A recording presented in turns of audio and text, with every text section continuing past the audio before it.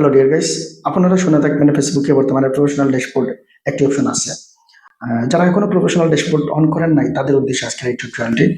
Professional ড্যাশবোর্ডটা কি আসলে সেটা জানতে হবে। প্রফেশনাল ড্যাশবোর্ড আপনার যদি অন থাকে তাহলে এই প্রফেশনাল ড্যাশবোর্ড অন থাকার কারণে আপনি একদিন এখান থেকে ইনকাম করতে পারবেন, নাম্বার ওয়ান।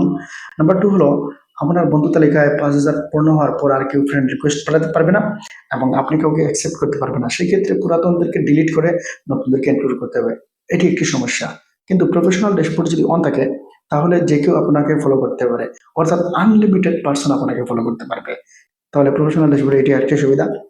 এখন প্রফেশনাল ড্যাশবোর্ড যদি অন থাকে তাহলে আপনি এখানে রিলস ছাড়তে পারবেন, ভিডিওগুলো আর একটু প্রফেশনাল লুকে ছাড়তে পারবেন, এই অ্যানালিটিক্স দেখতে পারবেন, ছবিগুলো আপনার এই কতটি ভিউ হলো সেটি এখান থেকে দেখতে পারবেন। ভিউ আর লাইক রিয়াকশন মানে একই জিনিস না।